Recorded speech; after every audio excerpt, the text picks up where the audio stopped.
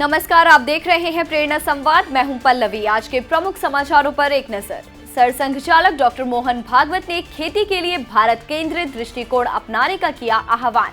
कहा, प्राचीन और जैविक तरीके हैं बेहद महत्वपूर्ण। 65% जो किसान है वो तो बहुत छोटी जमीन वाला, नॉन इरिगेटेड लैंड में खेती करने वाला है। उसके ये मशीन की खेती पुराती नहीं, उसको ये फर्टिलाइजर रुपए पुराते नहीं, उसके चलते वो कर्जे में दब जाता है, आत्महत्या करता है।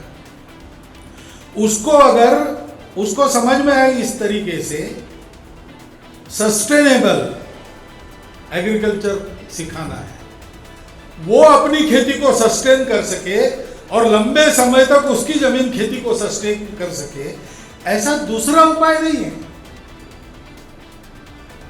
उस किसान के लिए आज भी बैल महत्वपूर्ण है, इसलिए गाय महत्वपूर्ण। विश्व में उसके बारे में जो ज्ञान है वो हमको भी मिलना चाहिए, लेकिन उसका एप्लीकेशन हमको अपनी परिस्थिति में करना है। हमको भारत केंद्रित सोच के आधार पर सोचना चाहिए। अफगानिस्तान के गुरुद्वारे में हुए आत्मघाती हमले को लेकर सरकार्यवाह दत्तात्रेय होसबाले ने शोक व्यक्त करते हुए अर्पित की श्रद्धांजलि। अफगानिस्तान के काबुल स्थित करते परवान गुरुद्वारा साहिब पर आईएसआईएस द्वारा किए गए प्राणघातक हमले को लेकर संघ के सरकार्यवाह दत्तात्रेय होसबाले ने शोक व्यक्त किया है। उन्होंने कहा, हुतात्मा सविंदर सिंह जी के साथ पूरे देश की संवेदनाएं जुड़ी हैं। इस घटना में न केवल करते परवान गुरुद्वारा साहिब पर आक्रमण किया गया, बल्कि पवित्र श्री गुरु ग्रंथ साहिब को भी नुकसान पहुंचाने की कोशिश की गई, जो अत्यंत निंदनीय है।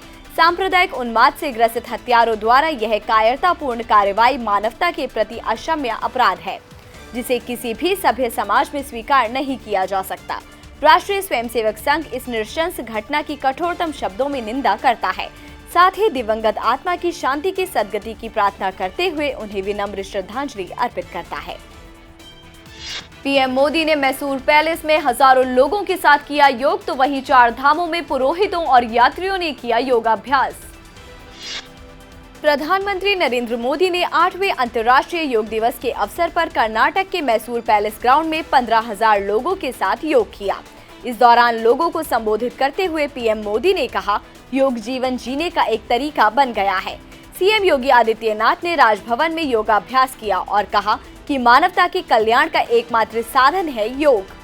उत्तराखंड में भी योग दिवस पर कई कार्यक्रम आयोजित किए गए। केदारनाथ, बद्रीनाथ, गंगोत्री और यमुनोत्री धाम में कड़ाके की ठंड के बीच तीर्थ पुरोहितों और श्रद्धालुओं ने योगाभ्यास किया। इस अवसर पर उत्तराखंड के मुख्यमंत्री पुष्कर सिंह धामी ने कहा कि प्रधानमंत्री नरेंद्र मोदी के प्रयास से आज पूरी दुनिया में योग जन जन का कार्यक्रम बन चुका है। उन्होंने कहा कि योग शरीर को निरोगी बनाने की विद्या है। आपको बता दें कि 192 देशों में लोगों ने योगाभ्यास में हिस्सा लिया। फतेहपुर में इस्लामिक संगठन पर अवैध धर्मांतरण का आरोप, मौलवी समेत 7 पर केस दर्ज, 3 गिरफ्तार। यूपी के फतेहपुर जिले में इस्लामिक संगठन की आड़ में कथित रूप से अवैध धर्मांतरण कराए जाने का मामला सामने आया है। आरोप है कि इस्लामिक संगठन से जुड़े लोग सबसे पहले बेरोजगार हिंदू युवकों को अपना निशाना बनाते हैं, फिर उन्हें किसी बड़ी कंपनी में नौकरी, मकान और लाखों रुपए कमाने का सपना दिखाकर अपने संगठन का सदस्य बनाते हैं।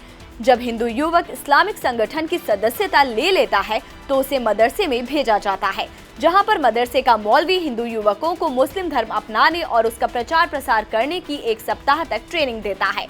जब मौलवी बेरोजगार हिंदू युवकों का ब्रेन वॉश करने में कामयाब हो जाता है तो उनका जबरन धर्मांतरण करवा देता है। इस कथित धर्मांतरण रैकेट का उस वक्त भंडाफोड़ हुआ जब बनारस जिले के रहने वाले युवक सुधांशु चौहान ने धर्मांतरण करने से साफ इनकार कर दिया। जुए में शौहर ने बीवी को ही दांव पर लगाया, हारने पर साथियों को सौंपा, विरोध करने पर दिया 3 तलाक। हरिद्वार जिले के लक्सर में शर्मनाक मामला सामने आया है, जहां एक शौहर ने जुए में रुपए हारने के बाद अपनी बीवी को ही दांव पर लगा दिया। जुए में हारने के बाद बीवी को साथियों के हवाले कर दिया। इतना ही नहीं, जब बीवी ने इसका विरोध किया तो उसे 3 तलाक देकर घर से बाहर निकाल दिया। पीड़िता ने अपर मुख्य न्यायिक मजिस्ट्रेट न्यायालय में प्रार्थना पत्र देकर बताया कि उसकी शादी 24 मार्च 2021 को रुड़की के टोडा के आसिफ के साथ हुई थी। महिला के अनुसार शौहर नशे के साथ साथ जुआ खेलने का भी आदी है। मसाले बनाकर ग्रामीण महिलाएं हो रही आत्मनिर्भर।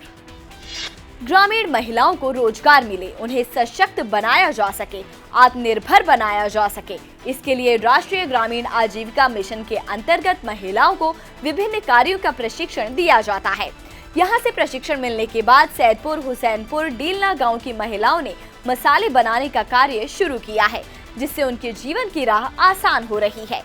इसी गांव की निवासी सुमन ने बताया कि समूह के साथ मिलकर मैंने मसाले बनाने का प्रशिक्षण लिया, घर पर ही मसाले बनाने की मशीन लगाई और अब मसाले तैयार कर खुद बेचती हूँ।